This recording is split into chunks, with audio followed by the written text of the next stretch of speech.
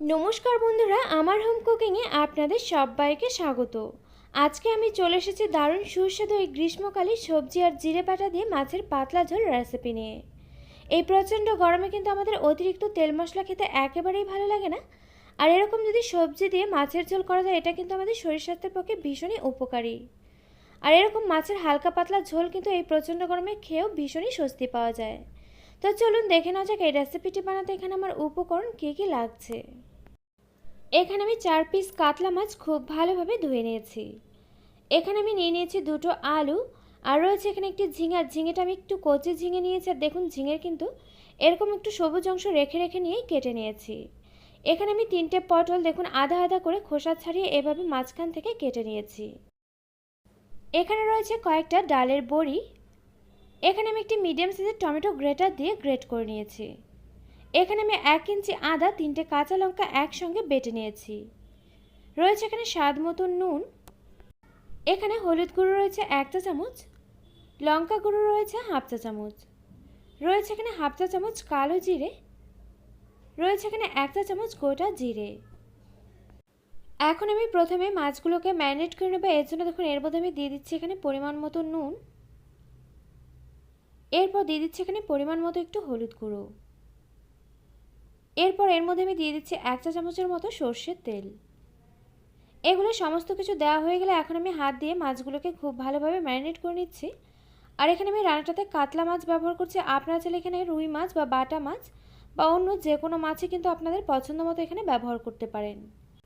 আর মাছগুলোকে আমি এভাবে ম্যারিনেট করে 10 থেকে 15 মিনিটের জন্য রেখে দেব। তবে আপনাদের হাতে যদি সময় না থাকে নাও রাখতে পারেন, তাতেও কিন্তু কোনো অসুবিধে নেই। তো এখানে দেখুন মাছগুলো কিন্তু আমার খুব ভালোভাবে ম্যারিনেট করে নেওয়া হয়ে গিয়েছে। এরপর আমি এখানে দেখুন একটি কড়া বসিয়ে দিয়েছি। আর কড়াতে আমি দিয়ে দিচ্ছি এখানে প্রথমে গোটা জিরেগুলোকে। এখন আমি উনুন আঁচটা মিডিয়াম টু লোতে রেখে নেড়েচেড়ে নিয়ে জিরেগুলোকে ভেজে নিচ্ছি। তো এখানে দেখুন জিরেটার কিন্তু কালারটা চেঞ্জ হতে শুরু করেছে আর খুব সুন্দর একটা গন্ধ বেরোতে শুরু করেছে। এখন আমি জিরেগুলোকে নামিয়ে রাখছি। এরপর আমি কড়াতে দিয়ে দিচ্ছি এখানে পরিমাণ মতো একটু সর্ষের তেল। তেলটা এখানে হালকা গরম হলে এর মধ্যে আমি দিয়ে দিচ্ছি এখানে ডালের বড়িগুলোকে। এখন আমি বড়িগুলোকে নেড়েচেড়ে নিয়ে বেশ লালচে করে ভেজে নিচ্ছি।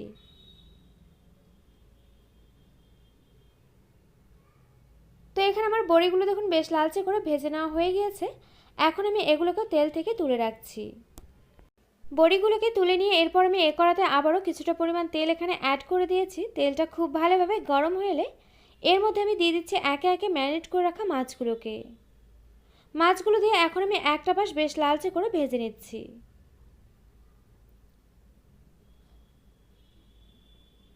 তো এখানে আমি ফিরে এলাম কিছু সময় পর। এখানে কিন্তু মাছগুলো একটা পাশ ভাজা হয়ে গিয়েছে।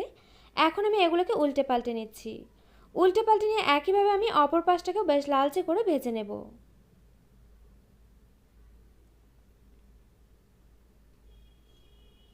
তো এখানে আমি আবারও ফিরে এলাম কিছু সময় পর। এখানে কিন্তু মাছগুলো অপর পাশটা খুব ভালোভাবে ভেজে নেওয়া হয়ে গিয়েছে। এখন আমি এগুলোকে তেল থেকে তুলে রাখছি। এরপর আমি এখানে আর কিন্তু কোনো রকম তেল অ্যাড করছি না। দেখুন এখানে কিন্তু বেশ কিছুটা পরিমাণ তেল রয়ে গিয়েছে, যার জন্য আমি এই তেলেতে দিয়ে দিলাম প্রথমে ফোড়নে কালো জিরে। ফোড়নটা এখানে ভাজা হয়ে গেলে এরপর আমি এর মধ্যে দিয়ে দিচ্ছি একে একে কেটে রাখা আলুর টুকরোগুলোকে। এখন আমি উনুন আঁচটা মিডিয়াম ফ্লেমে থেকে নেড়েচেড়ে নিয়ে আলুগুলোকে হালকা লালচে করে একটু ভেজে নিচ্ছি।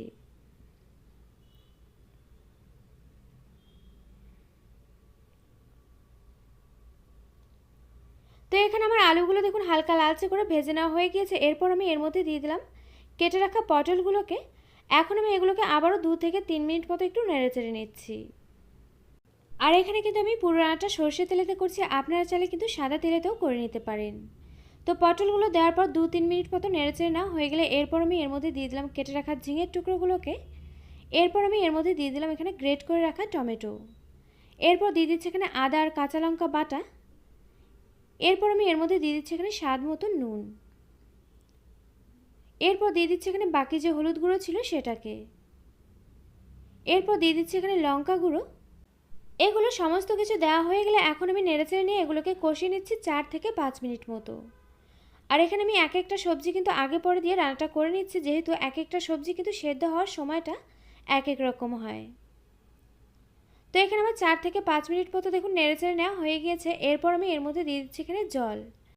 আর এখানে আমি রান্নাটাতে গরম জল ব্যবহার করছি। আপনারা চাইলে কিন্তু নর্মাল টেম্পারেচারের জল এখানে ব্যবহার করতে পারেন, তবে গরম জল ব্যবহার করাতে কিন্তু রান্নাটা খুব তাড়াতাড়ি হয়ে যাবে, রান্নার টেস্টটাও কিন্তু অনেকটাই বেড়ে যাবে। তো এখানে জল দিয়ে একটু খুব ভালোভাবে আমি নেড়েচেড়ে নিলাম। এখন আমি উনুন আঁচটা হাই ফ্লেমে থেকে ঢেকে এভাবে রান্নাটা হতে দেব 6 থেকে 7 মিনিট মতো।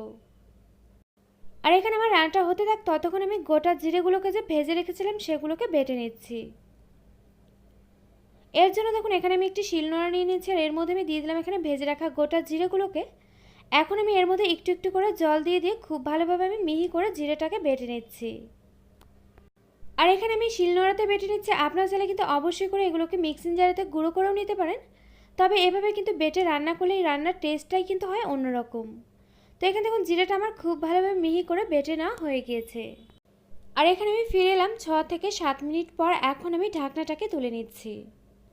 আর এখানে দেখুন ঝোলটা কিন্তু অনেকটাই কমে এসছে। আর এখানে কিন্তু দেখুন এখানে আমি আপনাদেরকে দেখিয়ে দিচ্ছি, এখানে কিন্তু আলু, পটল আর ঝিঙে এগুলো সমস্ত কিছুই কিন্তু খুব ভালোভাবে সেদ্ধ হয়ে গিয়েছে।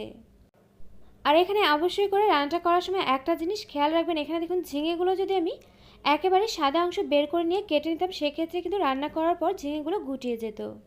আর এইভাবে কিন্তু কচি ঝিঙে যদি হালকা হালকা সবুজ অংশ রেখে দিয়ে যদি কেটে নেওয়া যায়, তবে কিন্তু দেখুন ঝিঙেগুলো রান্না করার পর কোনোভাবে গুটিয়ে যায় না, আর খেতেও কিন্তু দারুণ লাগে। এরপর আমি এর মধ্যে দিয়ে দিচ্ছি এখানে বেটে রাখা জিরে বাটা দিয়ে এখন আমি একটু খুব ভালোভাবে নেড়েচেড়ে নিয়ে মিশিয়ে নিচ্ছি। আর এখানে কিন্তু প্রথমে একটু খুব ভালোভাবে নেড়েচেড়ে মিশিয়ে নিতে হবে, যেহেতু এখানে মাছ আর বড়িগুলো দেওয়ার পর কিন্তু অতিরিক্ত নেড়েচেড়ে নেওয়া যাবে না। এরপর আমি এর মধ্যে দিয়ে দিচ্ছি এখানে একে একে ভেজে রাখা মাছগুলোকে। এরপর আমি এর মধ্যে দিয়ে দিচ্ছি এখানে ডালের বড়িগুলোকেও। মাছ আর ডালের বড়িগুলো দেওয়া হয়ে গেলে এখন আমি ঝোলের সঙ্গে এগুলোকে হালকাভাবে একটু এভাবে নেড়েচেড়ে নিয়ে খুব ভালোভাবে মিশিয়ে নিচ্ছি। এরপর আমি এর সময় উনুন আঁচটা মিডিয়াম টু লোতে রেখে এভাবে ঢেকে রাখছি। আর ঢেকে রেখে এখন আমি রান্নাটা হতে দেবো 3 থেকে 4 মিনিট মতো। তো এখানে আমি ফিরে এলাম 3 থেকে 4 মিনিট পর। এখন আমি ঢাকনাটাকে তুলে নিয়ে গ্যাসটাকে বন্ধ করে দিচ্ছি।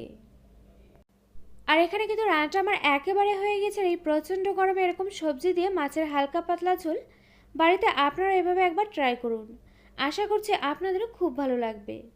আর আমার রেসিপিটি আপনাদের কাছে কেমন লাগলো অবশ্যই কমেন্ট করে জানাতে কিন্তু ভুলবেন না। আর আমার এই রেসিপিটি যদি আপনাদের কাছে ভালো লেগে থাকে অবশ্যই লাইক করবেন, শেয়ার করবেন, আর আমার এই চ্যানেলটিকে সাবস্ক্রাইব করবেন।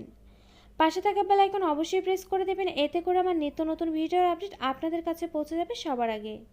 তো আজকের মতো ভিডিওটা এ পর্যন্ত, আবারও পরে দেখা হচ্ছে অন্য কোনো নতুন ভিডিওর সঙ্গে।